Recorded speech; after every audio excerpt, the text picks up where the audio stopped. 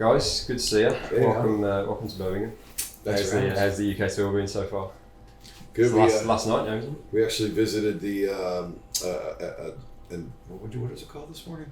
The Try to get it to come back. Country. Black Country Museum. Yeah. Oh, what a place. What a place. It was great over there in Charlie's Yard. It was awesome, man. Yeah, it was awesome. Yeah, we love our Peaky Blinders over here. Yeah, it was awesome. we love Peaky Blinders over there too. That's awesome. Well, how's the tour been? How's the reaction been to the new music you've been playing? Great. The whole tour was once we started playing new songs, the reaction has been great. I think just the songs we chose to play are really upbeat and crowd songs. So they've been coming off, and people have been downloading. You can tell, they're singing along. So that's always cool. Yeah, well, we've had the album for a couple of weeks now. We've been listening to it, and it's such a kind of wind your windows down, chill out album. Thank you. So tell us about how you approach it, because there are going to be fans of you guys who want exactly the same sound as maybe 20 years ago, but I suppose you've got to keep it fresh as well. By the way, you're one of the first people that's actually listened to it and said that. So thank you. That's good to hear. It was fun making it. We went kind of back to the old school and all wrote together at first, and then we did a bunch of co-writing and got in the studio and did our thing. It was different using a new producer this time, a little different tracking with a different producer, but at the end of the day, it all comes out sounding like Hootie every time we try. So we're enjoying it too. Yeah, and I was looking at the songwriting credits for the album, and there's a big kind of country influence on there. Now you got Stapleton on one of them, and like Eric Pasley's on a couple of the tracks. So what's the demand like for it to get on a Hootie right? Because I would imagine everybody wants a piece of that album. So how do you go about choosing songwriters for it? A lot of it was the co-writes was kind of picked by our producers, and so they, Jeff Trott would set up. One was actually set up by Sony ATV, so we did that right, and then we did one where Jeff handpicked some guys, and we got a lot of stuff out of that session, and then obviously once we wrote with Eric Pasley, it's like why not bring him back for more? Then you get guys like Frank Rogers. It's just friendly, let's write a song and come up with a song kind of thing. So, but it was, the songwriting, it was fun. So, yeah, everybody wanted to write with us. Yeah. And we got to write with David Ryan Harris from John Mayer's band and his own right, and that was kind of outside of the Nashville realm and something a little different. So that was cool too. And there's just, it's in the true Hootie sense. We got some stuff that's all over the map here with this album, and so it's fun. And you went with Rollin' for the first release from the album. So why did you feel that was a good introduction to the project? Because it certainly got the excitement cranked up. It was a fun one to start playing live this summer. Yeah, that's an old Southern rock song, man. And it's really upbeat and got the great guitars and in your face, and it's live. It's long made to be played live. Yeah. Absolutely. Yeah. We're looking forward to hearing it tonight. I'm hoping it's on the set list. It is on the set list. Well, the interesting thing about this album for you guys, I suppose, is that there's going to be a lot of people who follow your solo career, Darius, who maybe going to listen to Hootie for the first time. So is that something that played on your mind, and did you kind of try and cater for the Darius fans as well? Who we play a couple songs, but it's more like, we were hoping that some of those people that didn't know me from Hootie come out and enjoy it, and but we were this tour was for the Hootie fans, man. Yeah. For the diehards. Yeah. And you just mentioned your new producer. He's obviously worked a lot with Sheryl Crow in the past, and you got Sheryl Crow involved in this album, didn't you, on Backing Vocals? So what was it like to work with her in the studio?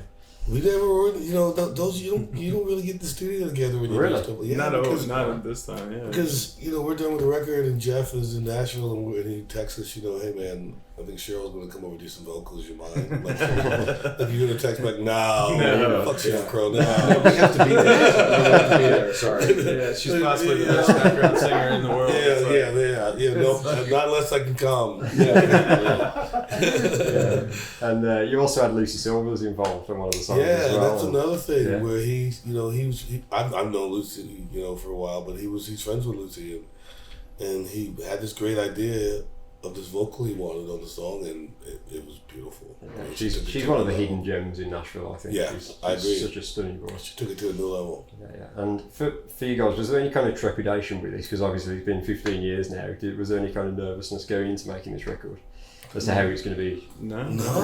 Excitement. No. Right. Yeah, excitement. The thing, I think we make records, it sounds stupid. We kind of make records for us. Yeah. And hope other folks like them. Yeah. And we knew, we wrote as many as 70 songs for this record, so you have the security of knowing that we did our best to bring the best tracks forward, and so that feels good. Yeah. It kind of takes the nerves out of it a little bit and gave us almost a confidence to know, all right, we really worked hard to know these are the best tracks. Yeah, and that none of us really ever stopped writing songs. I mean, even no matter what we're doing or we're not doing over a period of time. I mean, it's just I know for me, and I'm assuming everyone, it's just something I do. It's just that's how when it gets creative, you just write a song and put it away and save it on some memory chip, and then pull it out when you're ready to go in the studio.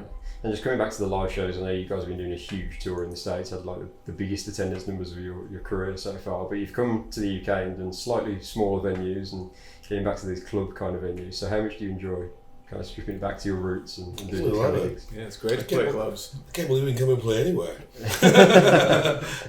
So to come here and play these great historic buildings that you've heard of most of them, and we played most of them before, that's awesome. And these venues are slightly bigger than the places we really kind of learned how to play together on. So it's great to be able to come into a place and play to a GA crowd and everyone's right up front and excited, and that's kind of where we learned how to do it. It's nice to be able to come over and jam with Dean without having to do it in a full sprint. Yeah. It's more like if I go over to jam with Dean, I got to run like both ways because I got to get back to my pedals or whatever, to change a pedal or, so it's like I'm literally running. So now I can just kind of saunter over, Much easier.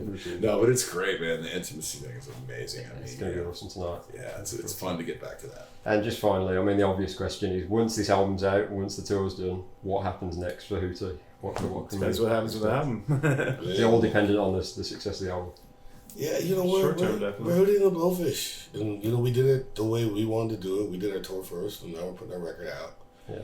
You see what happens, and the thing is, we proved this year that there's a demand for Hootie and the Blowfish album marketplace.